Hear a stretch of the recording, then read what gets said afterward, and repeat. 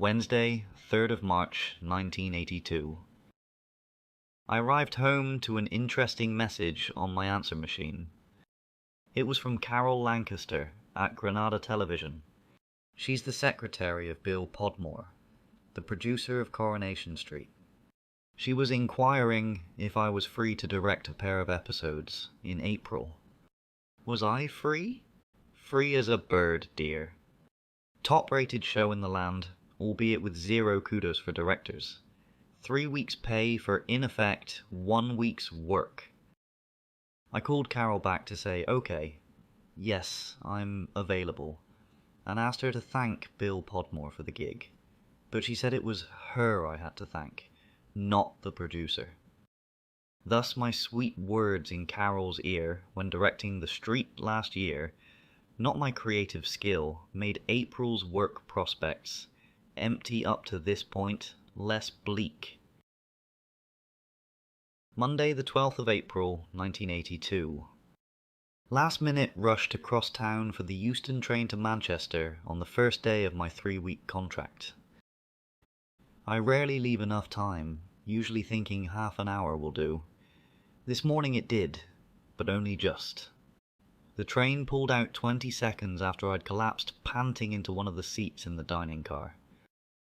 Towards the end of my continental breakfast, juice, porridge, toast, coffee, cost £4, usually permitting travel for the whole journey in the first-class dining car. An apocalyptic banging on the coach roof startled the life out of everyone. The steward and stewardess looked terrified. The train ground to a halt near Rugby while what was described as only a branch on the intercom, but looked to me like half a tree, was cleared from on high. Manchester always looks depressing. It's hard to let one's eye fall on a pleasing sight. Many grimy buildings, clapped-out vehicles, down-at-heel people. Under its surface, though, the city's pretty lively. Granada Television's exterior, its interior too, despite a recent facelift, is, well, tatty. It feels like Manchester in microcosm. Coronation Street churns on exactly as it always did. 2 storyliners sit in a glass bowl office churning out storylines.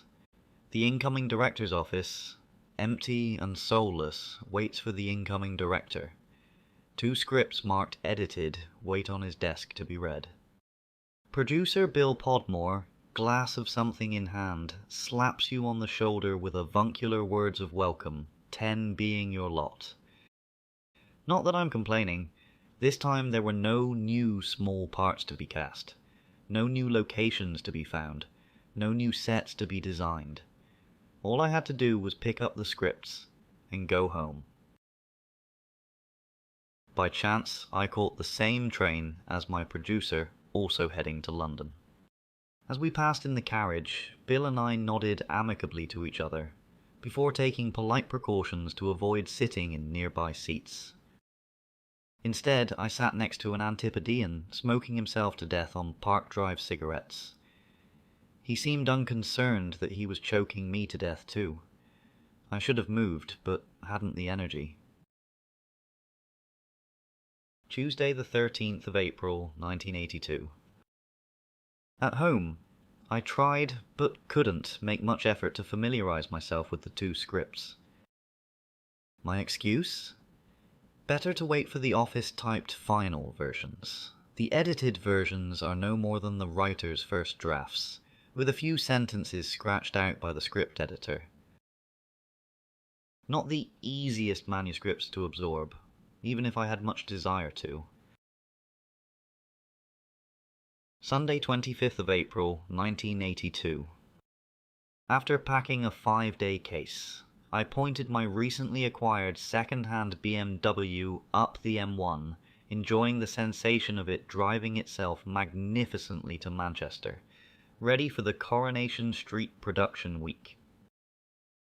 News on the radio, all along the motorway, about the retaking of South Georgia, first stepping stone for the recovery of the Falklands Islands by our army, the British Task Force, Most exciting. Arrived and parked outside the Midland Hotel, where Granada TV puts up all its incoming directors for all its shows during their production periods. By chance, Carol Lancaster, Bill Podmore's tireless secretary, who has several times described herself, jokingly I'm sure, as your biggest ever fan, emerged from the hotel's revolving door, her current handsome boyfriend trailing behind. She and I hugged enthusiastically. He smiled unenthusiastically, then shuffled his feet. Up on the 6th floor, discovered I'd been allocated a pleasant room, for a change. A large envelope, marked Granada, lay on my bed, waiting for my arrival. It contained, no surprise, the final scripts. I settled down to read and absorb them. Quite hard to do that with news about the recovery of the Falklands on the TV. Monday, 26th of April, 1982. Director-ish in my new cool anorak and unnecessary sunglasses clutching my envelope, I stepped into the Midlands lift, finding I was sharing it with someone wearing an even cooler leather jacket.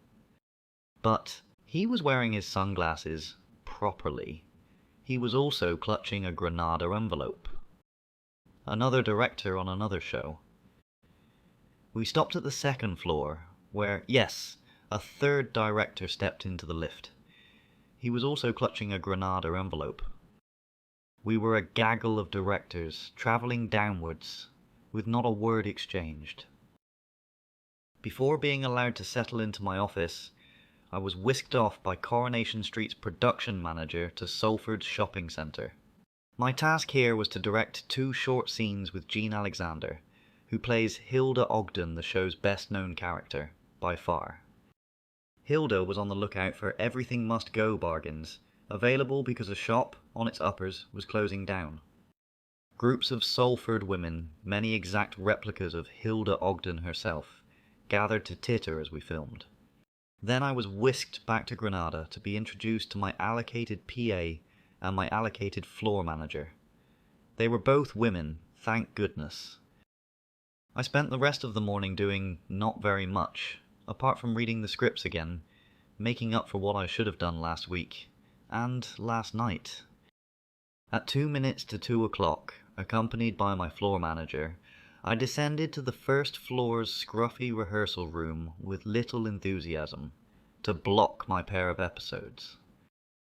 Maybe Coronation Street should be scrapped. It has a tired air about it. The actors tend towards laziness, and, instead of rehearsing properly, send up their characters. They become childlike when the slightest thing is not to their liking. They should all be spanked, sent home, and next week's paychecks cancelled.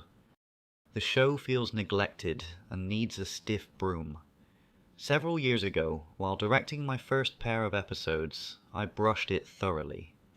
Today, I feel I can't much be bothered to sweep away a single cobweb. Yes, I can. I can. And I will.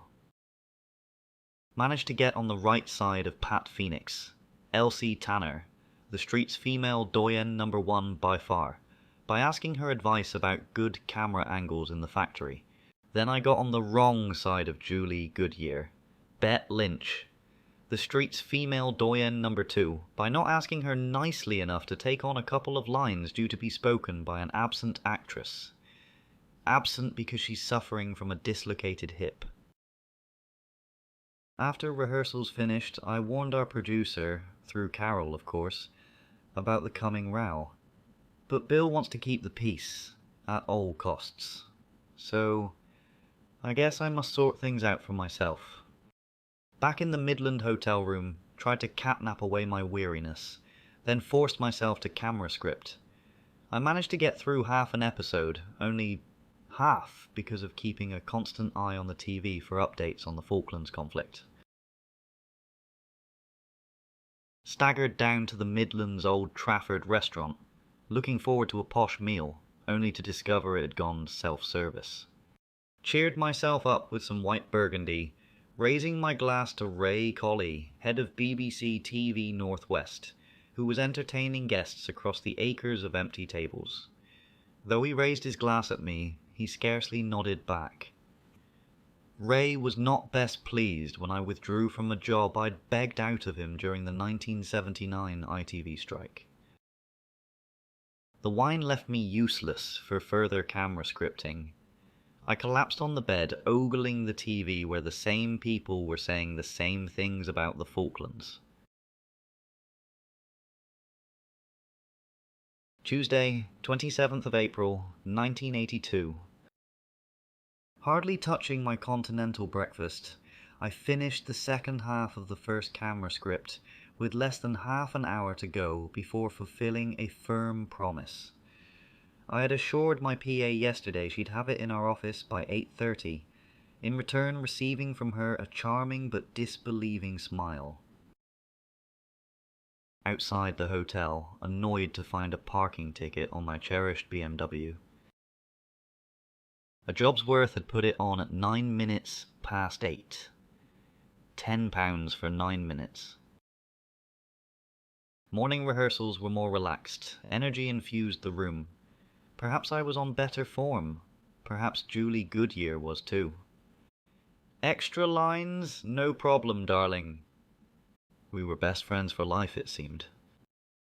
I whisked all the individual scenes along, one after the other, then staged a staggered run-through, dispensing encouraging comments to anyone and everyone.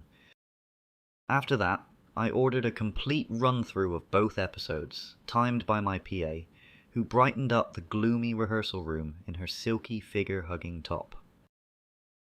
Finished everything we had to do by lunchtime, an hour early. Yesterday's moans and groans became laughs and kisses. The art of directing Coronation Street is a question of keeping the cast happy and getting everything done on time. I couldn't keep my eyes off a recent attractive addition to the cast. Cheryl Prime had been cast by Bill Podmore as a character called Kathy Barrett. Miss Prime was in as a 4-episode try-out factory girl. After lunch, back to the rehearsal studios to find half the cast missing. Most were late, but one was tipsy, her excuse being the weekend's expose of her private life in a Sunday newspaper. The charms of Cheryl Prime grew minute by minute. She's like Kathy in Wuthering Heights, with a vulnerable yet wild quality about her. At tea time, I told her she'd be my first choice for that role in the unlikely event of me ever directing a movie version. Then, to my amazement, Cheryl and I effortlessly agreed to accompany each other to a play at the Royal Exchange Theatre on Thursday evening. Later, Julie Goodyear, whispering in my ear while crunching cucumber, asked me to accompany her tomorrow to a nightclub where she's organised what she called a beauty contest. I accepted half-heartedly, looking forward to Thursday evening at the Royal Exchange with anticipation and Wednesday evening at the nightclub with trepidation. Asked Carol Lancaster out for a drink, a thank you for the gig. She whisked me off to the most fashionable cocktail bar downtown Manchester had to offer. There, while the young things Carol had described posed on wobbly stools, we exchanged gossip about each other's private lives. After we both sorted those out, I walked alone through muggy Manchester back to the Midland, but instead of camera scripting, I watched TV, avid for Falklands news. Events grind slowly towards the inevitable counter-invasion. But I almost jumped up and down with rage at Michael Foot, the Labour Party's leader, who, having supported Maggie Thatcher's decision to send the task force, now says we must talk and talk, but never actually put our armed forces to use. God help us all if he is ever in power, and real war breaks out. Moved to tears by a documentary about a Swiss doctor who befriends people at death's door, fortifying those about to venture into eternal darkness. "But is this the end of me?" whispered a dying man. "Is it really finito?" Then, dropping his voice even lower, he quietly said, "Yes, I know it." there can be nothing else. He is, of course, correct. However much you call on your inner strength, or refuse to be angry, or treat suffering and death as a challenge, finito, it is. Wednesday, 28th of April, 1982. Rose early to camera script the second episode. I may have dropped my standards because I completed it too quickly, breakfasting between part 1 and part 2. Embellished the final shot with a flourish and felt a burden lift. Rehearsals turned into a glorified stagger, with minor adjustments. At one point, every person in the room, save me, was smoking. Nervous, neurotic creatures all. Patchy skins, bitten fingernails, flip remarks, and incessant cigarettes. Not that I refused the gift of a fat cigar from Peter Adamson, Len Fairclough, before yet another stagger prior to the producer's run due in the afternoon. Cheryl Prime bought me a sandwich in the canteen. I rolled an apple to her along the counter. Unsurprisingly, several other males displayed interest in her. Geoffrey Hughes, Eddie Yates, his character labelled "a great blabber of lard" by Hilda Ogden in these episodes, was forever trying to attract her attention. And Johnny Briggs, Mike Baldwin, tended to move towards her wherever she happened to be. The sound supervisor showed Cheryl his plans that he didn't show to me, and under his breath, Peter Adamson remarked that in fewer clothes, she'd make us all very happy. I gave Mr. Adamson the blankest of blank looks.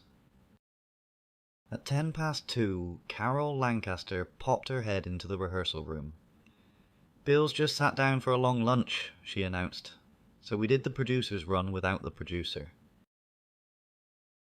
Back at the hotel, tried to catch up on a little sleep until it was time to force myself into Manchester's grey night for, yes, Julie Goodyear's beauty contest.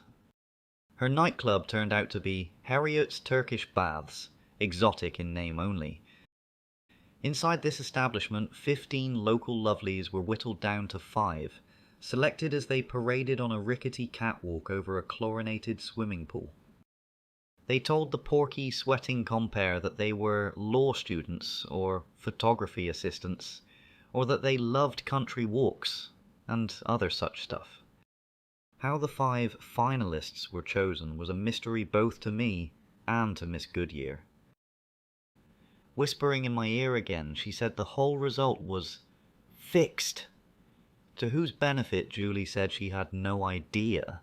But next weekend, the lucky 5 will, apparently, be battling each other for the ultimate prize. A fortnight in Hollywood. And £250. Later, Julie insisted on introducing me to the 5 finalists one by one.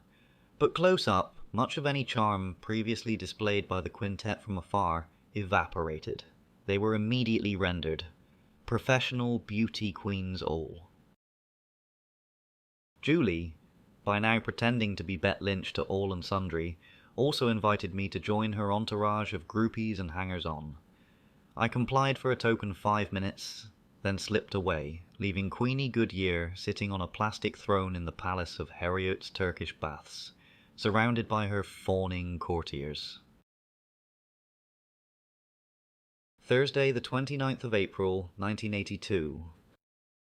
Made my leisurely way downtown to the Granada building, with nothing more pressing to do than read an extra minute of script, which the writer-in-chief had phoned in at 11 o'clock. The first episode had run short, so I'd suggested a new scene to H.V. Kershaw that featured Pat Phoenix and, guess who, Cheryl Prime. Devious for sure, but Cheryl apart, it was a good suggestion dramatically. I'd forgotten about a pre-lunch event for the whole cast I'd been invited to observe, a rehearsal for the forthcoming royal visit. Next month, the Queen is due for a tour of the new exterior set of, yes, the Coronation Street itself. But today, only a stand-in queen, called Pauline, would do the honours. For the rehearsal, Pauline arrived in a swish car, though not a Rolls or a Bentley. After she'd been greeted by a Granada high-up, the cast members were shuffled in front of their characters' houses. Looking strangely awkward, the actors bowed and curtsied as the ersatz queen went through the motions. All were subservient, revering Pauline, who did look remarkably like our real monarch, and who carried a queen-like handbag, and who asked banal questions in a suitably regal voice. Where had she come from, I wondered? Was she a lady-in-waiting, sent from the palace? Or was Pauline merely another actress no one had ever heard of? Canteen lunch with Peter Rogers, producer of Granada's Crown Court, which I've directed for him in the past. Like a broken record, he again asked how I keep myself so slim. Peter certainly knows how to flatter a girl. He also asked me to recount any stories I had about producer Julia Smith and her gay script editor Tony Holland, with whom I'd recently finished working on the BBC's drama serial Angels. I pegged my lips. Peter spreads gossip like manure in Essex. At 2 o'clock on the dot, the studio sprang into life and things zapped along, camera and sound crews being young and enthusiastic. As usual, the actors all switched themselves on once they start performing. I almost completed the first episode by 6 o'clock, almost unheard of. So I wandered up to Bill Podmore's office for a pat on the back, then wished I hadn't. Felt like a creep. On to the Royal Exchange Theatre, where unsurprisingly, Cheryl Prime arrived late and remarkably unapologetic. She was wearing too much lipstick, reminding me of one of my formidable aunts. Nevertheless, she has stunning eyes and fine features that belie an inner nervousness. During pre-performance aperitifs, she confided that she's too compliant with anyone in authority, policemen, traffic wardens, directors. She paused, looked me in the eye, then added, "Even you." The Nerd, an American comedy, starred the inexplicably funny Derek Griffiths. Also in the cast was Gary Waldhorn, who 8 years ago in 1974 played a car salesman for me in Softly Softly Task Force, a BBC police series. Cheryl mentioned that earlier this year she and Gary had appeared in a play at the Royal Exchange called La Ronde, in which she took off all her clothes. Yes, leaving her completely naked, in full view of the audience, and Gary Waldhorn. I made a mental note of that fascinating fact, but in all truth, only to inform Peter Adamson tomorrow about what he'd missed. Friday the 30th of April 1982. Last day of my 3-week contract. Grabbed breakfast, shoved my case in the car, fed enough money into the meter for all-day parking, then shot off to Granada, leaving everything as usual until the last minute. Detoured to a nearby newsagent's for a Financial Times, and spotted a female hurrying towards me. This lady has seen better days, I thought. The straggly hair, pasty skin and dark glasses rushed past. Then an aftershock. It was Kathy from Wuthering Heights, alias Cheryl Prime, playing at being a late actress. Just as well that particular Bronte movie gig will never come my way. Excellent morning in the studio, the pace like Hilda Ogden's greased whippet, another epithet in this week's scripts. The compliments flew as I passed the actors on my innumerable trips from gallery to floor. Several remarked that they were particularly enjoying these episodes. "Nice to have someone who actually directs us at last," said one male member of the cast. Another mumbled, "When are you coming back? We need you." Tried to apply a head vice, but that's hard while using the craft I've spent years honing, able to solve shooting problems so quickly that the process simply hums. Except that the first scene after lunch fell apart and took twice as long as scheduled. Then I got grisly in a Rovers bar scene because my camera scripting wasn't as watertight as I'd imagined. But the shows will look fresh. I would say that, wouldn't I? We finished an hour early. Hilda Ogden's sulks, Jean Alexander's sulks, had been soothed by my shifting scenes round so she could catch her early train. Johnny Briggs pressed his phone number into my hand with an enticing offer. "Call me and I'll buy you a drink in London." Julie Goodyear, one hand on my shoulder and the other on my back, whispered, "I bet you're warm in bed." I muttered something about my warmness in bed being matched by my coldness out of it. Julie winked and tweaked my chin. Lynn Perry, Ivy Tilsley, told me I'd paid her the best ever compliment ever when I said she was reliable. Other actors, hearing a compliment had been paid, clamoured for theirs.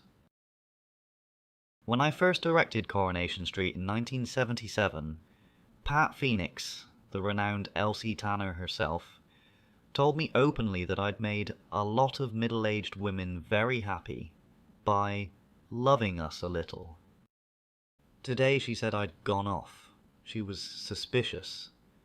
I asked why. "Because," she replied, "you've complimented everyone."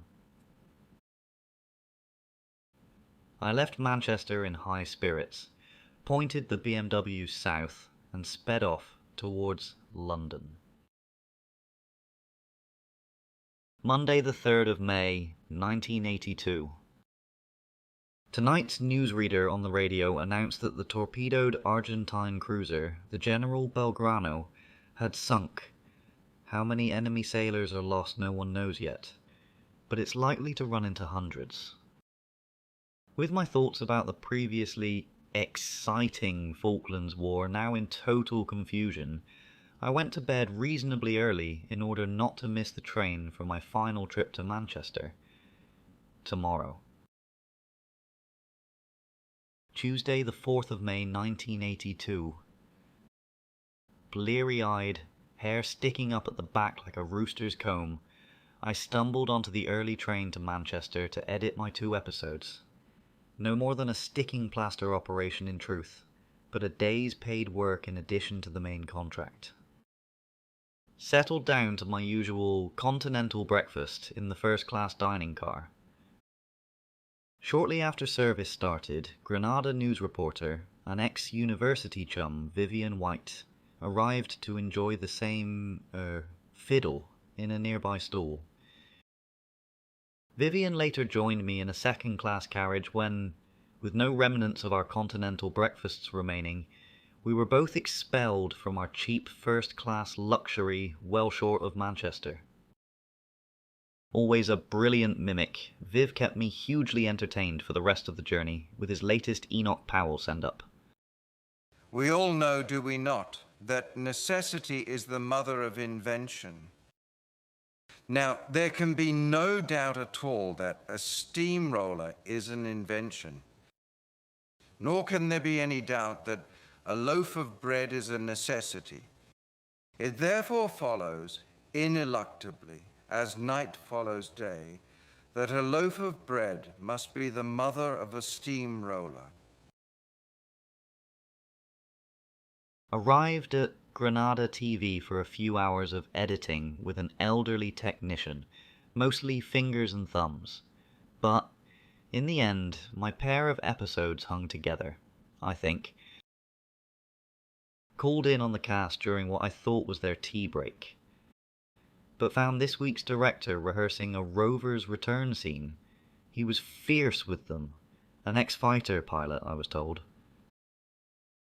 Smiled at everyone, especially Cheryl Prime, then spotted a new dark-haired actress with beautiful flashing eyes. About to smile at her, but thought better of it. Peter Adamson stopped me on the staircase as I left to press another fat cigar on me.